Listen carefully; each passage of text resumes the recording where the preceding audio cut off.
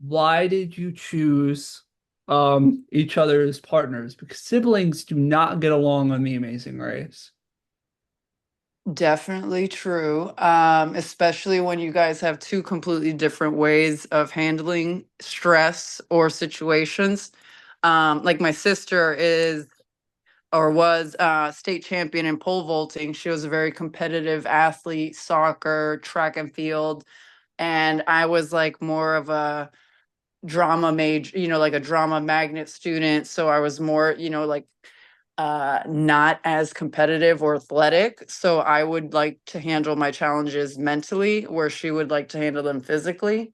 So I chose my sister because really there was no one else I'd rather go on the race with, to be honest, because even friends, you could have meltdowns, whereas at the end of the day, you're still going to be sisters no matter what happens, right? And then also it's such a incredible opportunity that why wouldn't I want to share it with someone like my sister? Yeah, so then after that, going into the race, I assume you watched the show beforehand. So what did you expect like going into it, and maybe how did that change? I hadn't watched it as much as you would think I should have watched it. I mean, maybe I should have spent more time watching it. Um, we were kind of asked to cast, so to speak. So it wasn't the same as like hyper fans who actually sat like knew every season and understood the game and understood the rules and understood the race. So I was kind of going into it a little blind, to be honest. I watched a couple of episodes, but I still wasn't really prepared for what it was.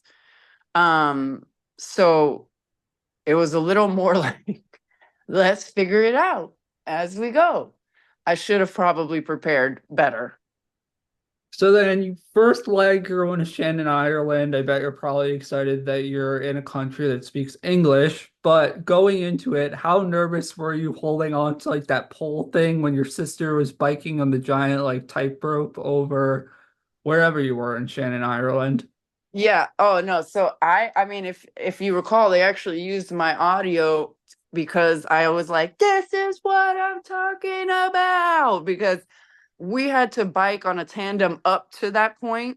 And again, I'm not the physical one, right? So right then they asked you like who's ready to bike for your partner, I think is what it said actually on like the is it a roadblock or whatever it is that you have to like one or the other, the roadblock. And I was like already dead, okay, from the beginning of that tandem bike up the hill. So I was looking at her like, we're not going to make it if I do it. And you have to each do a certain amount of roadblocks before the end of the race, or else you can't.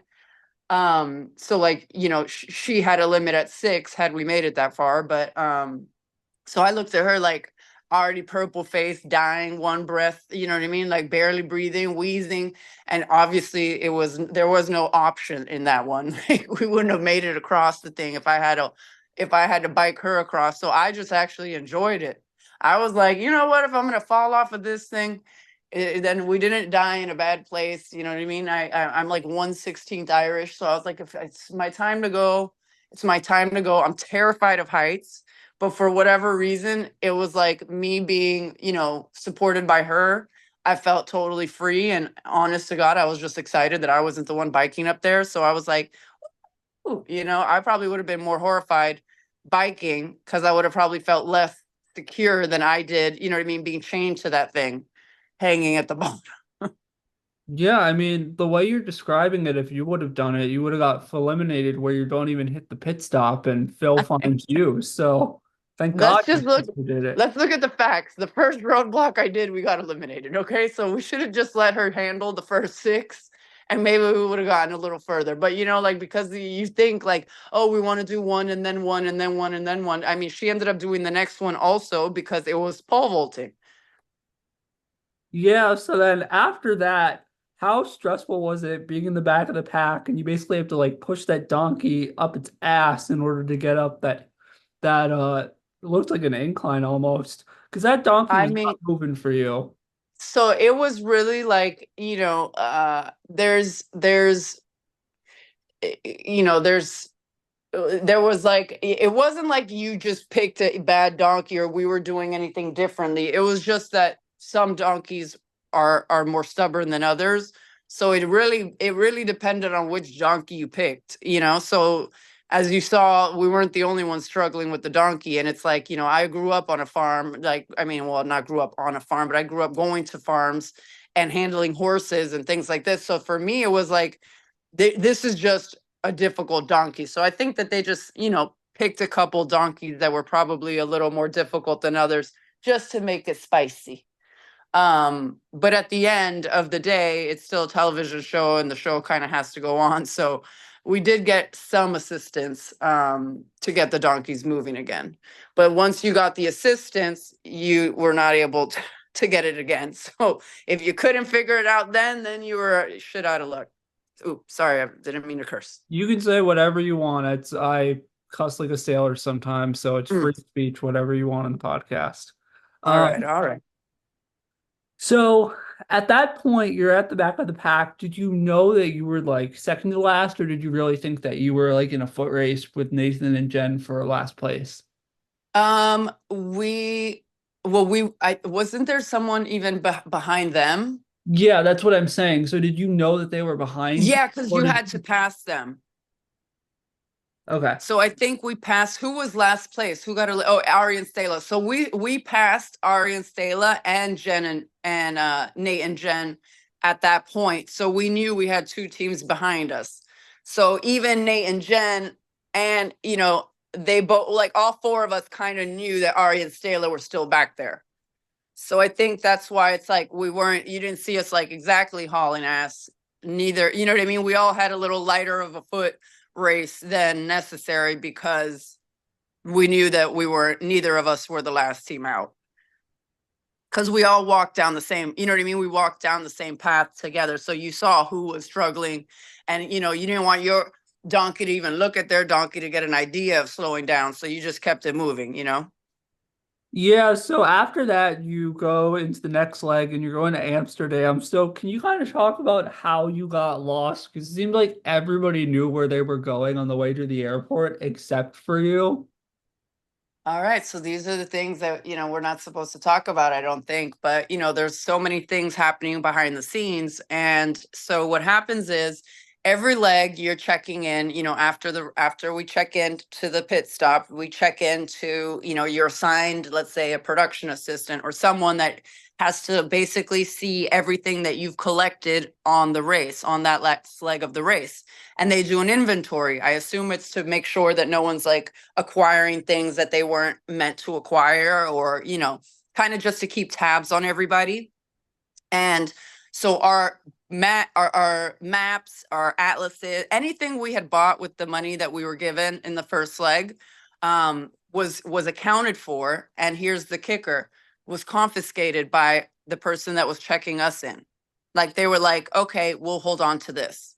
So, which was actually not supposed to be done. So every other team got their things checked in and then given back to them. So at whatever time of the morning in the pitch black of Shannon, Ireland, or wherever we were at that time, like Galway, I don't remember where we were, we had to photographically retrace our steps back to the airport. So we literally were driving and we kept seeing everyone going toward a different route, and we're like, why are they going that route? Like you have to make a right here. This is where we came, like where we made a left from originally. So we were just retracing our steps of how we got there, but they all had their maps, so they knew that there was if you kept going straight, that there was a highway that went straight to the airport. So literally halfway through, I'm like, don't rental cars have maps in their, like in their glove boxes? And because of that thought, I found the map. But then we were already like in an area that didn't have an expressway. So we stopped to try to see what the flights were. So we stopped at like a little bed and breakfast because there's nowhere open at that time. And looked up the flights and everything. So we knew we had a chance if we made it to XYZ flight. So we made some calls, we tried to get on, but we knew then as long as we made it to this flight, we'd probably see some of the other teams on that stop. It's amazing that you even made the flight to actually think about Can it. you imagine? I try to Although, tell people, I'm like, I don't think you know how amazing it is that we actually got to the airport. although if you didn't make the flight and you got eliminated, you could have sued the shit out of production. I mean, I don't think there's lawsuits involved. I think you just kind of like go at your own risk, you know? So I don't think it's like that's why when people ask me, like, oh, is it a real reality show? I'm like, guys, it's super real, meaning like there are no do-overs. So even though things happen behind the scenes, there's no way to redo that whole leg because they did they made a mistake. And the truth is, you can't complain about the mistake, you can't complain or you can't like file any like grievances until the end of the next leg. So here we are, we have no idea that this has happened. We don't know that our maps being confiscated were just us at this point. So we're running that entire next leg having zero idea that that was not the way that everyone had to go. So we're thinking like, wow, they just planned. They knew that they were going to get their maps taken. So they did this research yesterday and figured out how they, you know what I mean? Not Yeah, knowing that they were going to have to go to the airport, we thought like maybe they just like, I mean, they even took our drawings. Like we had stopped and gotten, directions from like an old gentleman. They had even took those, like the handwritten notes. that's just weird because yeah, that's just weird because normally the people that I interview, they're like, all your money from the previous leg rolls over and all this other stuff. So that's just weird. But moving on to the next question. So you had a choice between detours between like lugging up giant furniture into a building or basically a needle in the haystack challenge with these bikes and trying to find these like specific symbols on them. So why did you choose the needle in the haystack challenge? And was it like Again, really stressful? mental, like I was like mental versus physical. I mean, I'm not that strong, so I'm like either I'm the one up there and this poor girl is again doing all the lifting, or we divide and conquer, and even though it looked really crazy, it's like I have a very sharp eye, so I was definitely more believing that I could handle finding those bikes faster than I could lugging furniture up the building, So you get those bikes, your sister slaughters the pole vault thing, you land in seventh place after biking down that giant downhill slope to get to the pit stop. Dear God, I would have fallen on my face if I did that. But going into the next leg, how frustrating was it, like finally being in the top of the pack, and then you realize that the train is in the next day? Can you imagine the first time it ever says like first place? And then they're like, everyone's staying here. I was like, you know what? Really? I feel like it was just pitted against us. But so, okay, so then what happened was the next pit stop, again, we don't remember, we didn't know, that the maps were not supposed to be confiscated. So at the pit stop in Amsterdam, guess who turns over all their things? And again, it's one person per team. So it's not like this is the same person checking in multiple teams.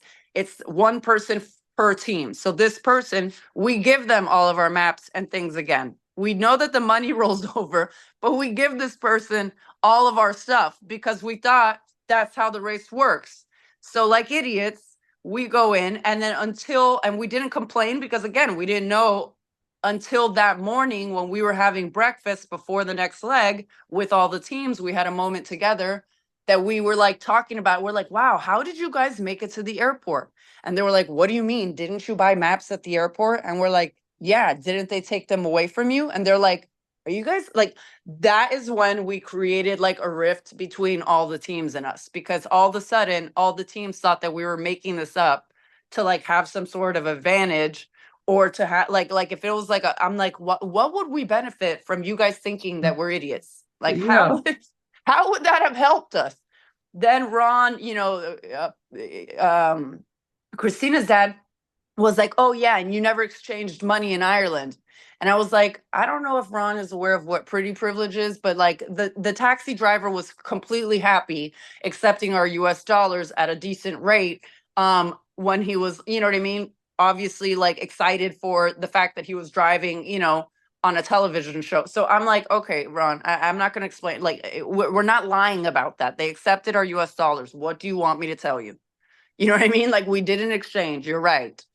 But I don't know why we would be lying to you and what benefit we would have to about lying. But all of a sudden, all the teams were like, either these girls are stupid or they're lying, which I'm like, what benefit would it be to lying? So anyway, so we go into the next leg, and the part that you don't see is us on the plane. But what I decided to do was, since I figured, Burkina Faso is probably not going to be the place to exchange US dollars for, like to pull the same moves, I decided to walk the entirety of the plane. Again, mind over physical. I walked the entire plane asking if anyone had been to the bank recently and if they would be willing to exchange our money for the currency of the country. And I found a group of girls who had just come back from New York and were like, of course, not a problem. And they literally exchanged our entirety of cash for the money of the country. So we didn't have to stop where everyone else stopped,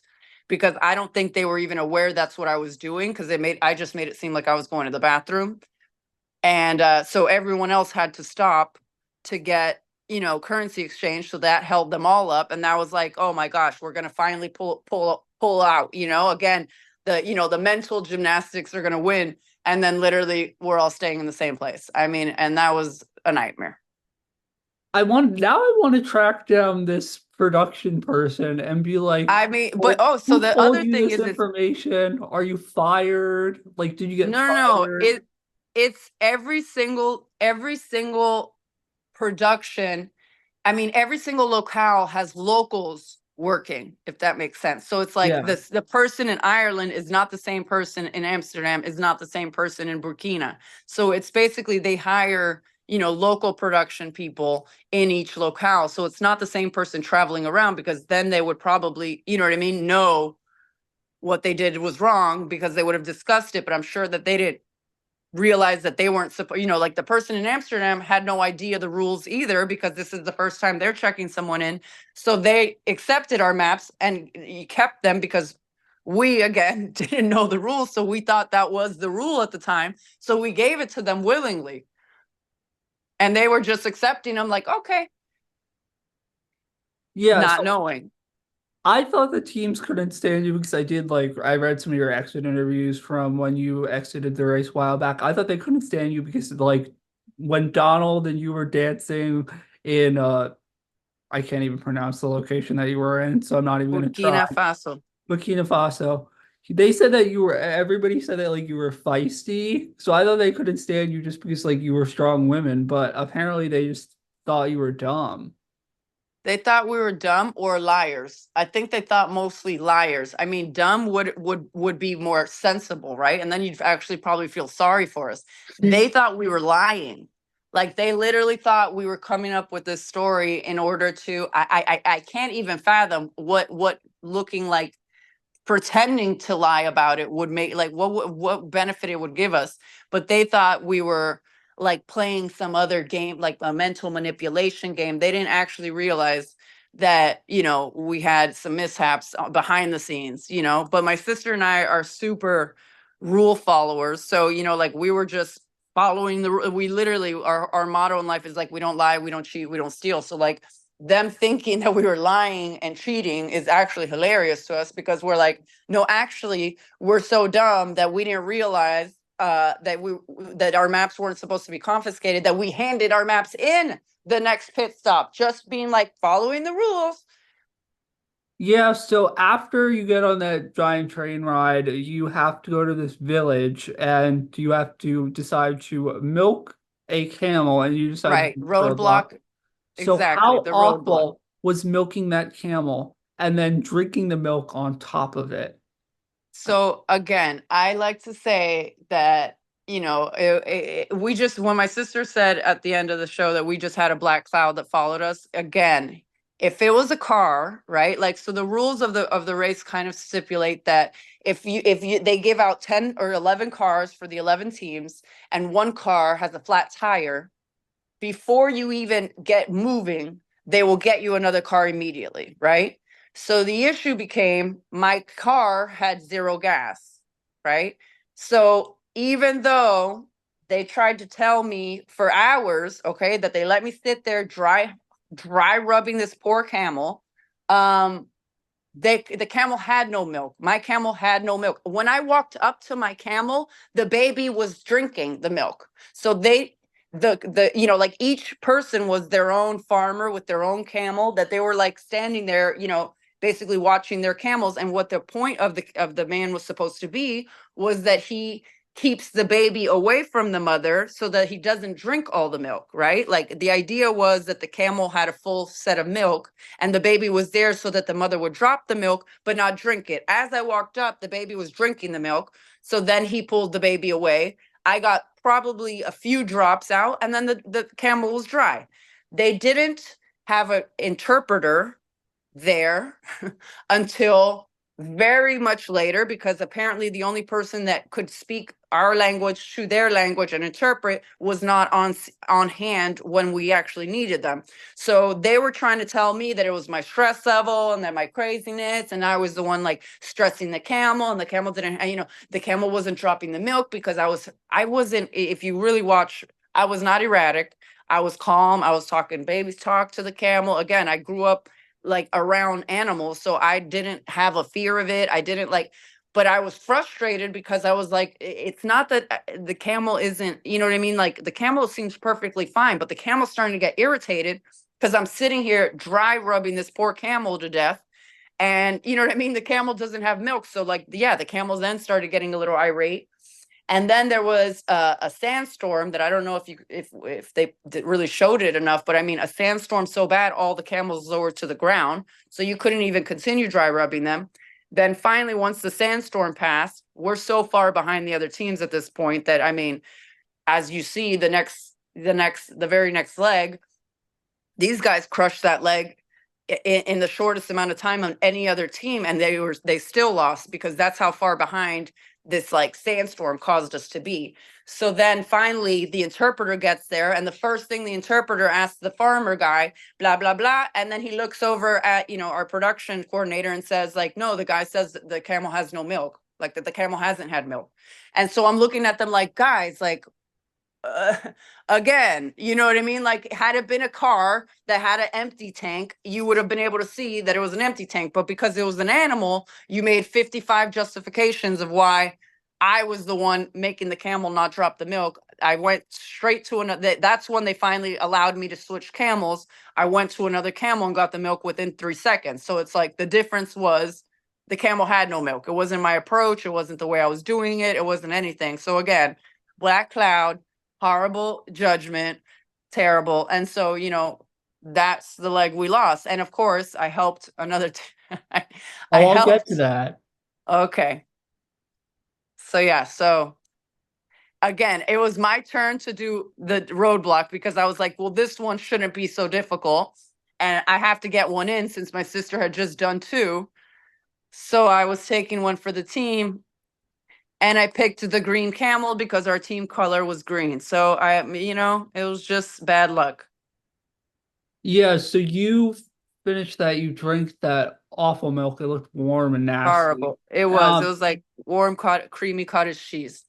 But then you're in second to last place. It's a race for $1 million. Oh, I know. What on earth were you thinking telling the last place team what to do?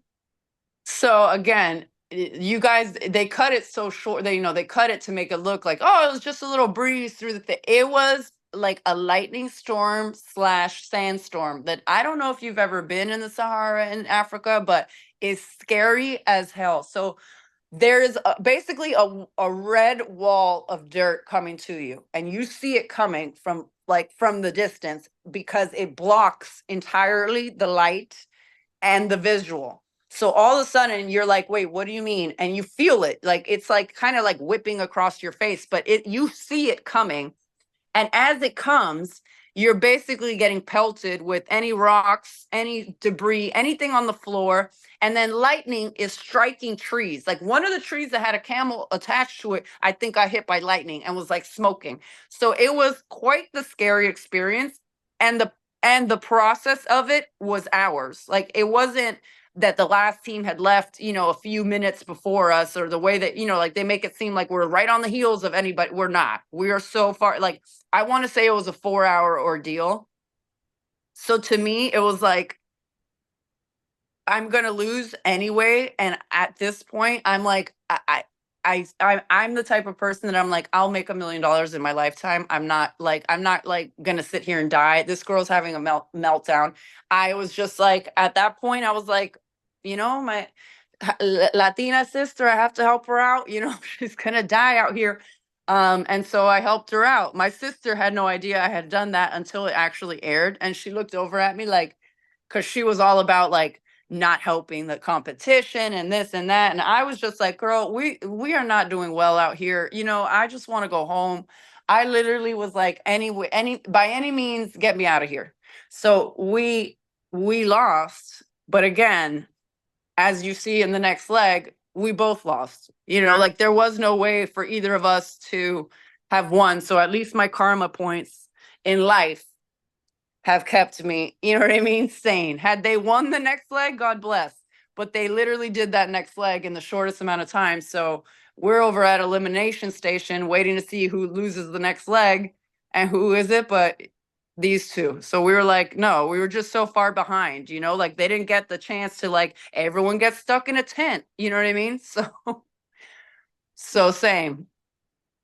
Yeah, so then after you tell Lorena about the camel, you have to do that learn it roadblock. So do you think that's what cost you the race? Or obviously you mentioned earlier, like with the sandstorm and stuff, and I know Lorena and Jason were like running when they said that you weren't supposed to run. So I thought maybe they would get a penalty like before I knew There's again, who there's was gonna no. be. Yeah, you would think so, right? So like again, because it's such a show that you know what I mean, like that you can't redo. And again, we're like so far behind the rest of the production that like they let them do whatever they wanted. I mean, like really, like just I guess to make it more of a show. I don't know, but my sister and I were rule followers, like I said. So when they said you can't run with the camels, we didn't run with the camels. When they said you learn the word, if you say the word incorrectly, you start from the beginning. They didn't apply those rules to them either. So like they said some words incorrectly and then didn't have to start from the beginning again. They just let them go on to the next word, which is not how it was laid out to us in the rules. So my sister and I, that's why my sister and I were very patient to think what the word was, to not say it incorrectly, to get it right the first time. And we did that. But they, like the rules fly out the window when it behooves them. So I mean, realistically, it was just honest to God, like, my sister and I both have worked in production. So it was just, no offense, guys, faulty production. Yeah, so you got screwed by production, and that's really what cost you. How far behind were you from them in general, like crossing the pit stop? I would say minutes. Oh, well, actually, so yeah, so I would say minutes, maybe a few minutes behind them. What did you take away from the race? Like obviously you're in a bunch of different countries, you don't know what to expect. What did you and your sister maybe take away from it? Did you improve your relationship? I mean, we took away, getting to go to these countries and visit, and everyone would always ask, like, wasn't it amazing? And I was like, well, I don't know if that's the word I would exactly use, because for me, I travel the world still to this day, very often. And I find it, I find it kind of insane, the idea of running around unknown countries and unknown lands, asking, natives to like help you with a task that, you know what I mean, doesn't benefit them in any way, shape, or Yeah. form. Or, like, so there was an appreciation for slower travel. And, like, I don't know if you're aware, but there's a thing called elimination station, which we do after the race. So while we wait until, the final leg, which we all have to be on, we hang out in a place, undisclosed location, so to speak. And that to me was literally the best part of the race, because I mean, I think we had eaten like a mango in the 24 hours of the Burkina leg. We hadn't barely eaten anything in Ireland. Like we were, like stressed, exhausted, we felt cheated, we felt like, it just didn't go our way. And, like there was a lot of hope on us being like the first female team to win. And I think we had everything that we needed to be that team.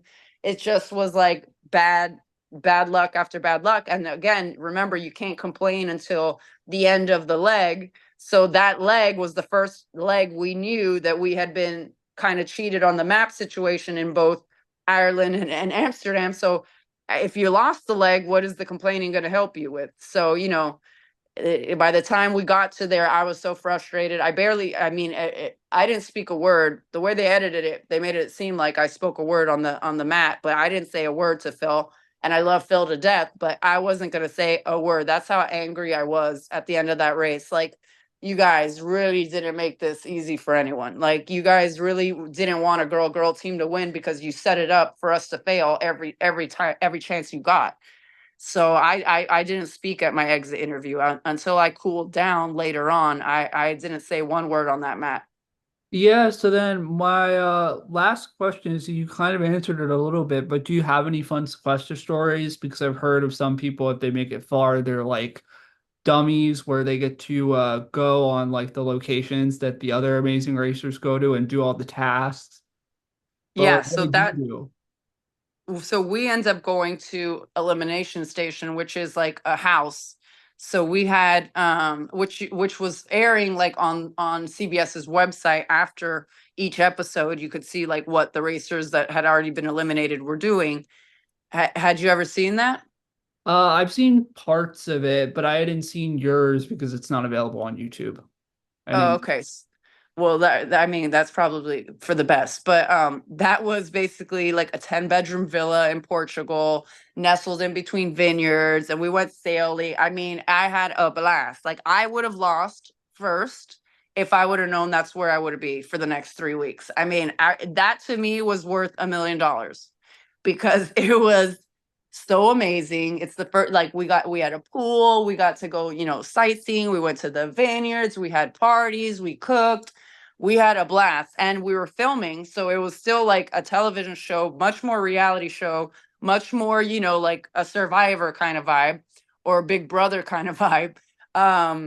And the stress of like the race kind of like withered away. So I left the entire, the entire program or the entire time that we were together happy because I was like, yay. And then we got to just watch them come in looking all stressed and raggedy from the rest of the race in Alaska. And we were like, yay. We had spent, 2.5 weeks enjoying our time where they were still out there going crazy. So for me, it was like, even though they, like, to them, it's like, yeah, they got to see more locales. Again, I didn't feel like that was the way to go to see these locales. Like, you're barely there, sometimes 24 hours. And the way you're doing it is on like such a high level of adrenaline that, you know what I mean? You're not soaking it in by any means. So, and then on top of it, you already know you lost. So I don't know how the ones that have to go do like the dummy tasks handled it. They probably loved it. But for me, I was like, no, give me this margarita by this poolside and let me enjoy my losses. Thank you.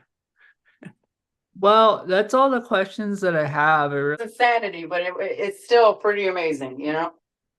Well, thank you.